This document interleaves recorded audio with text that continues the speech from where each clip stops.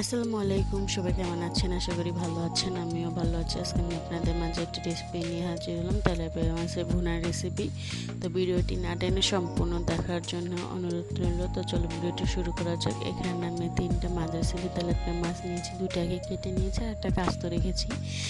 এখানে আমি 1 টেবিল চামচ রসুন বাটা, 1 টেবিল চামচ পেঁয়াজ বাটা, 1 টেবিল চামচ আদা বাটা, 1 টেবিল চামচ জিরা বাটা দিয়ে আমি ভালো মতো মাছের সাথে মিশিয়ে নিব।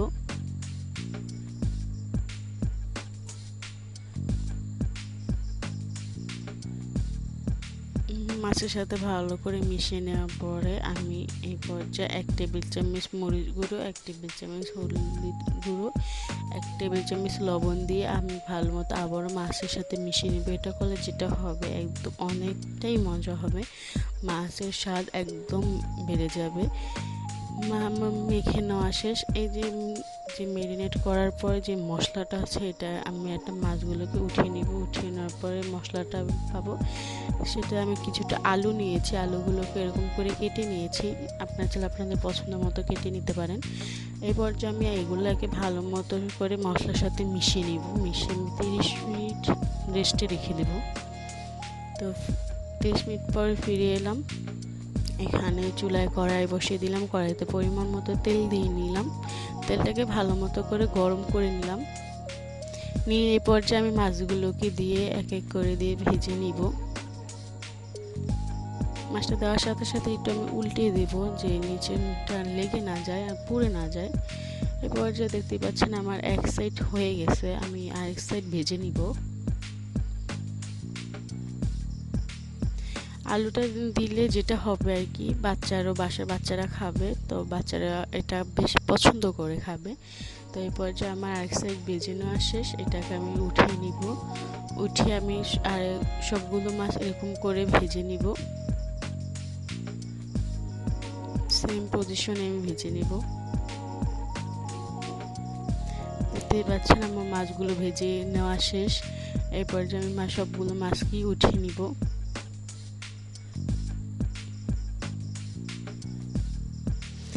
যে আমি আলুটা রেডিমেড করে রেখেছি, ওটা দেখতেই পাচ্ছেন কতটা পানি বের হয়ে গেছে। এই পর্যায়ে আমি আলুটা ছেঁকে ছেঁকে ভেজে নিব। প্রায় আমি 1 মিনিটের মতো ভেজে নিয়েছি। বেশিক্ষণ ভাজতে হবে না, কিছুটা একটু হাফ সিদ্ধ করে নিলেই হবে। এই পর্যায়ে আমি উঠিয়ে ফেলবো।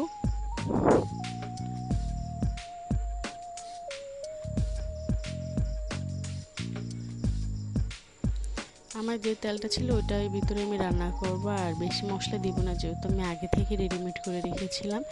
এই পর্যায়ে আমি 2 টেবিল চামচ পেঁয়াজ বাটা, 2 টেবিল চামচ রসুন বাটা, 1 টেবিল চামচ আদা বাটা, 1 টেবিল চামচ জিরা বাটা দিয়ে ভালো মতো করে আমি মশলাটা ভেজে নিব। যে আলুর যে পানিটা বের হয়েছে আমি ওইটাই দিয়ে দিব, দিয়ে ভালো মতো মিশিয়ে নিব। এখানে আমি 1 টেবিল চামচ মরিচ গুঁড়ো, 1 টেবিল চামচ হলুদ গুঁড়ো নিয়েছি। নিয়ে আমি আবার ভালো মতো করে মশলার সাথে মিশিয়ে নিয়েছি। নিয়ে আবার কিছুক্ষণ ভেজে নিব। এই পর্যায়ে আমি 1 টেবিল চামচ লবণ দিয়ে দিব। লবণ দিয়ে ভালো মতো মিশিয়ে দিব। যে মশলার যে পানিটা, আদা রসুন বাটার যে মশলার পানিটা আছে, আমি ওটাকে দিয়ে দিব। দিয়ে কিছুক্ষণ অপেক্ষা করব বলক আসা পর্যন্ত, যতক্ষণ পর্যন্ত আমার যে এটার উপরে তেলটা বেশি না ওঠে সে পর্যন্ত। এরপর যে আমি কিছুটা নেড়ে নিব। এখানে আমি 2টা তেজপাতা দিয়ে দিলাম, দিয়ে ভালো মতো মিশিয়ে করে নিলাম। পরে দেখতে পাচ্ছেন আমার বলক চলে এসেছে আর উপরে তেল ভাসছে। এরপর যে আমি আলুগুলোকে দিয়ে দিব, দিয়ে ভালো মতো করে মিশিয়ে নিব।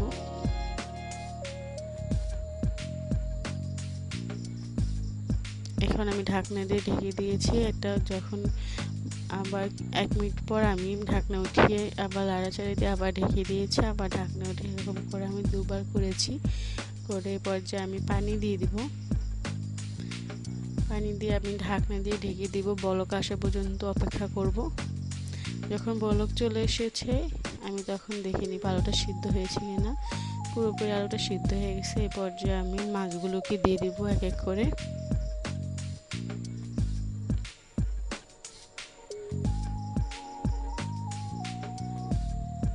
মাছটা দিয়ে পর্যায়ে আমি পরিমাণ মতো পানি দিয়ে দিব। বেশি একটা পানি দেওয়া লাগবে না, প্রায় আমি 2 কাপ পানি নিয়েছি। পানিটা আমি ভালো মতো করে মশলাটা বলক দিয়ে এখানে আমি আমার পছন্দ মতো কাঁচামরিচ দিয়ে নিয়েছি। বেশি কাঁচামরিচ দিতে যাবে না, তাহলে বাচ্চারা খেতে পারবে না। এই পর্যায়ে আমি ধনিয়া পাতা দিয়ে দিলাম।